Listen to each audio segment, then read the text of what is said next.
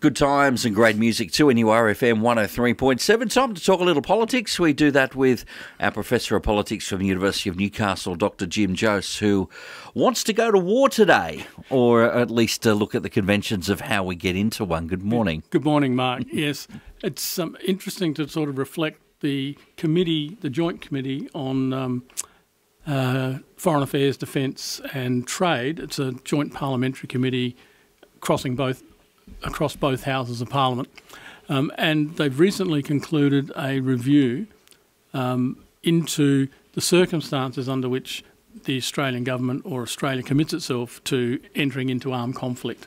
And I'm guessing that this is generally a convoluted process, a little bit more than just a captain's call, shall we say? Well, in some senses, it's following the end of the Second World War. It's largely been the Prime Minister who's stood up and said, we're going to war. Now, constitutionally, the power to declare war or to agree to commit troops to war is the prerogative of the executive of the Parliament, which is the Governor-General plus the Federal Executive Council. The Governor-General constitutionally, or at least conventionally, is obliged to act on the advice of the ministers. So if the Prime Minister and Cabinet decide that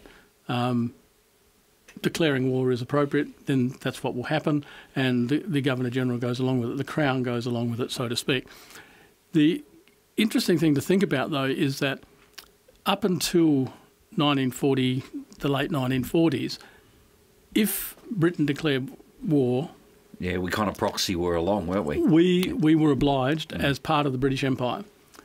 Certainly that was absolutely a no-brainer in the 1914-1918 war. When Great Britain declared war, we were automatically at war. In 1939, when Great Britain declared war on Germany, technically we were automatically at war, and hence the Prime Minister, then Robert Menzies, said, Great Britain's declared war, consequently we are now at war with Germany. After the end of the Second World War, and Australia formally declared its Dominion status, aligned with the legislation passed by the British Parliament, the decisions then fell back to the Australian Parliament. We were no longer part of the British Empire, formally speaking. We were part of the British Commonwealth, but an independent entity. So the decision now rests with the executive of the Australian government. The Crown is still involved by dint of being connected to the British system, but the official decision sets for the Prime Minister. That's the practice now, that it's the Prime Minister who, shall we say, formally makes the declaration. The question of the involvement of the Parliament, and this was one of the issues that the committee was looking at and will be reporting on, the question of how involved the Parliament is in this decision is really the nub of the matter. The executive currently, constitutionally, have the right. It's their prerogative formally. But the Parliament is advised, and the Parliament can debate, providing that the executive allows that debate to happen. And it's arguable that in some instances in the 21st century, that in the 21st century, that the Parliament has been able to have an influence, as it were, in the sense that the decision may have already been taken, which in the case of, for example, to support the invasion of Iraq, the decision had already been taken by the Prime Minister, and that wasn't swayed by the opinions of anyone in the Parliament or what might have happened in popular opinion either. So the issue, though, of whether the Prime Minister alone should be doing this, and it's difficult to know exactly, to some extent, how singularly influential, Mark, the Prime Minister is in doing this, because technically it also goes to the Cabinet, and the Cabinet debates it.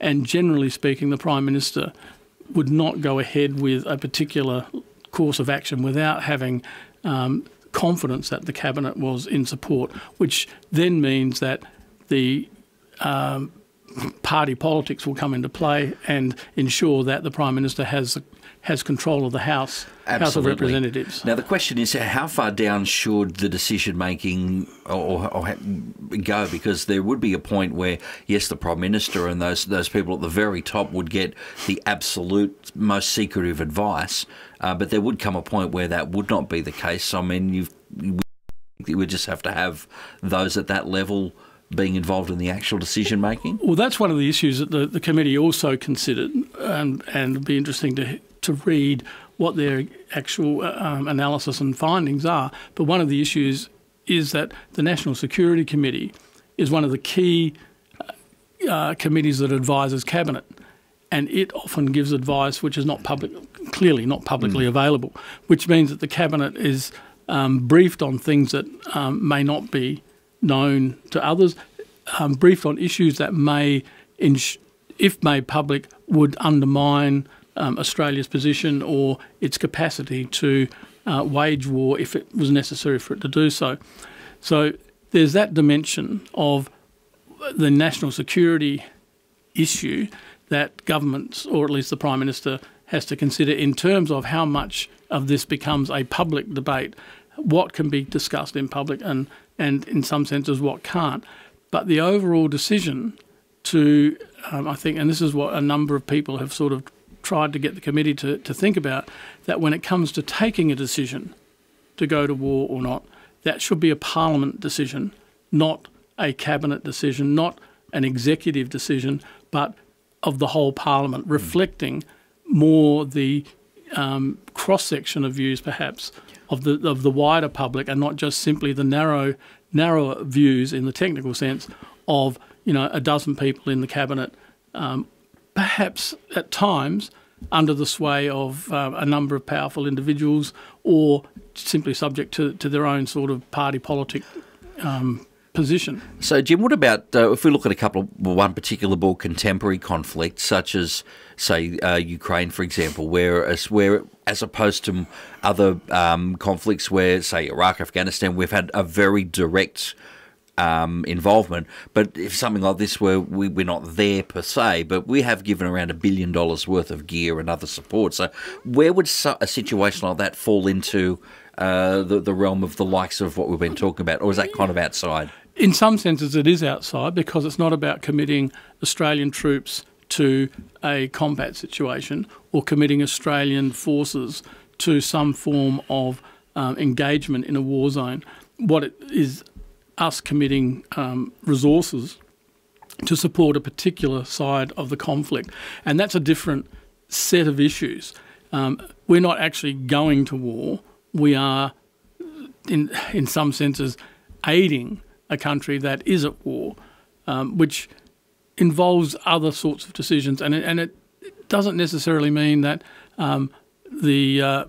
Australia's not committed to going to war. Now, it would be another matter if the Australian Prime Minister turned around and said, resources aren't enough. We need to commit a battalion of infantry to support the Ukrainians. Now, that is more than simply providing support in terms of resources. It's actually committing Australia to be a participant, to be a combatant in the war, which it's an entirely different decision with implications of a huge number of implications. Yeah, like I said, a whole different thing. All right, Jim, thanks for that. I'm sure we'll hear a little bit more about how some of these results come down in the future. Thanks, as always, for your time. You're welcome, Mark. Thank you. There he is, Dr. Jim Jose, our Professor of Politics, taking a look at how we get into war today at 2NURFM 103.7. A broadcast service of the University of Newcastle.